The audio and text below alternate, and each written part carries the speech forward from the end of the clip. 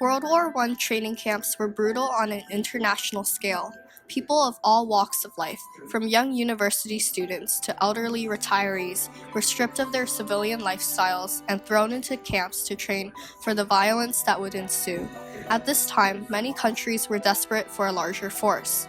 Training camps had a lack of resources, bad hygiene, and brutal treatment for soldiers in training. World War I may have destroyed Europe and immensely hurt the mental health of soldiers, but in the wake of the war, there was an influx of individuals who wanted to participate to protect their fatherland. So many men enlisted that they had to stay at tents at first. Training across the UK was said to be disorganized and demanding, which particularly bothered the new recruits. The camps increased fitness through rigorous training that consisted of many physically demanding exercises.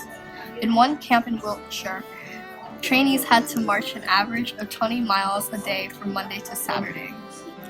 Men who entered camps often left them a different person, as they learned military discipline and technique that was foreign for people who came from very different backgrounds. These camps, which perpetrated a toxic rigidity and a complete control by military higher-ups, foreshadowed the immense detachment that soldiers would feel towards civilian life. This was the introduction to lives that were dictated by the military, defined by misery, and engulfed in violence. When looking at various camps in the UK, Camp Fovant is one that exemplifies the average camp in the area. Soldiers there lived a relatively average lifestyle, despite the dirty and unsanitary qualities of the camp. Fovant housed 20,000 men in its quarters, with about 30 men to a hut. Camps such as this often had many accommodations for soldiers. This included a YMCA and a post office, as well as hospitals, which were standard for many camps. The camp was described as being dirty and the beds made of just wooden planks. The soldiers were only given a pittance of food and had an extreme training regimen. The training regimen in Camp Fovant was intense, with a regular day starting at 6:30 a.m. and ending at 9:15 p.m. With 5 hours and 20 minutes of drill a day, 6 days a week, it's easy to see the physical strain put onto the soldiers even before they stepped into the trenches. Many camps were still very dangerous and unsanitary, so much that they sparked riots among soldiers. Camp Etaples was notorious for this and exemplified the living conditions of camps that were relatively poor in quality, especially those along rivers that were more subject to attacks and bad weather.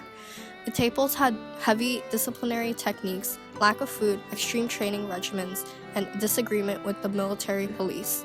All of this accumulated on September 9, 1917, when the military police fired shots and scrambling soldiers rushed out as the camp exploded in gunfire. Unfortunately, many such riots occurred, especially towards the end of the war. Camp life was never easy. Soldiers had to adjust suddenly to a life that was so foreign from what they were used to. The account of junior officer Guy Chapman told a poignant story of one such soldier.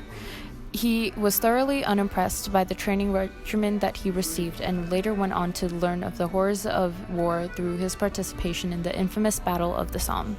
In reference to his experience in training, he stated, "I had no romantic illusions. I was not eager or even resigned to self-sacrifice, and my heart gave back no answering throb to thought of England. In fact, I was very much afraid, and again afraid of being afraid, anxious lest I show it."